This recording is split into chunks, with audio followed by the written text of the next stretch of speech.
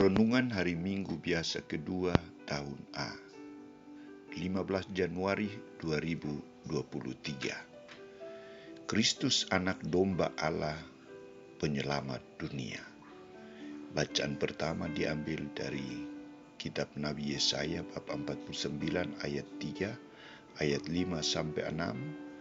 Bacaan kedua dari surat pertama Rasul Paulus kepada jemaat di Korintus bab 1 ayat 1 sampai 3 dan bacaan Injil dari Injil Yohanes bab 1 ayat 29 sampai 34. Saudara-saudariku terkasih, setiap orang yang telah ditentukan untuk menjadi penghubung, nara hubung, harus konsekuen dan setia taat melaksanakan tanggung jawab yang dipercayakan kepadanya. Dua tokoh yang ditampilkan dalam bacaan suci hari ini menunjukkan komitmen mereka untuk setia, taat, dan sungguh-sungguh dalam misi perutusan mereka.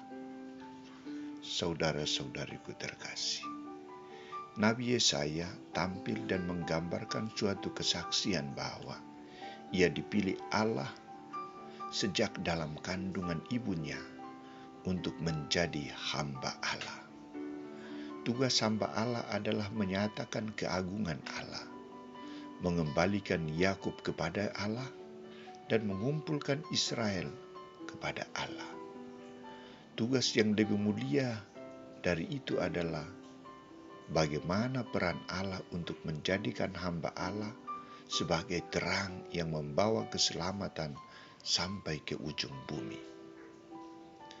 Pernyataan Nabi Yesaya ini diarahkan pada pribadi Yesus Kristus.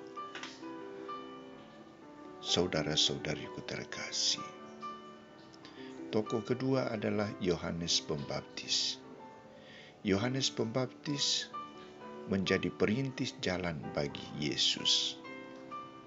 Ia tampil dan memberikan kesaksian tentang Yesus Kristus. Ia menyebut pribadi Yesus Kristus sebagai anak domba Allah. Lihatlah anak domba Allah yang menghapus dosa dunia.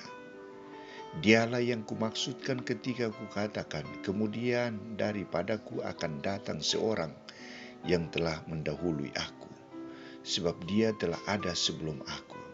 Dan aku sendiri pun mula-mula tidak mengenal dia, tetapi untuk itulah aku datang dan membaptis dengan air, supaya ia dinyatakan kepada Israel.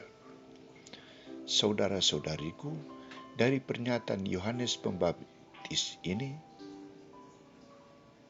menegaskan bahwa pertama, Yesus Kristus sebagai Mesias yang dipersiapkannya kini telah hadir di tengah-tengah mereka. Yohanes mengajak para muridnya untuk mengarahkan perhatian pada pribadi Yesus Kristus, bukan pribadinya. Pribadi Yesus Kristus bukan sebagai manusia biasa, tetapi sebagai anak Allah, anak domba Allah. Tugas Yohanes tidak hanya sebatas mempersiapkan umat Israel untuk menyambut kedatangan Mesias, tetapi membawa umat Israel datang kepada Yesus, datang berjumpa dengan anak domba Allah, datang untuk menyaksikan anak domba Allah. Kedua, Yohanes menjelaskan tugas yang akan diemban oleh Yesus Kristus sebagai anak domba Allah, yakni menjadi penyelamat dunia, menjadi penyelamat manusia dengan Allah, dan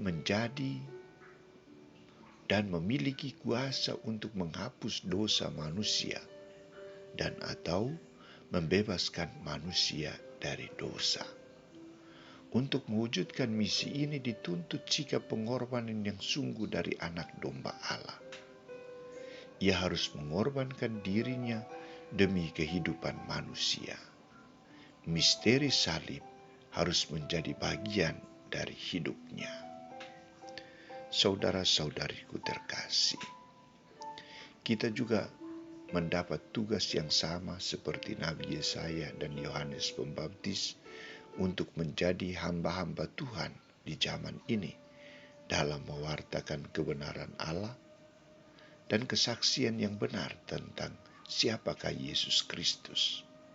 Kita harus berani mewartakan bahwa Yesus Kristus adalah satu-satunya penyelamat dunia.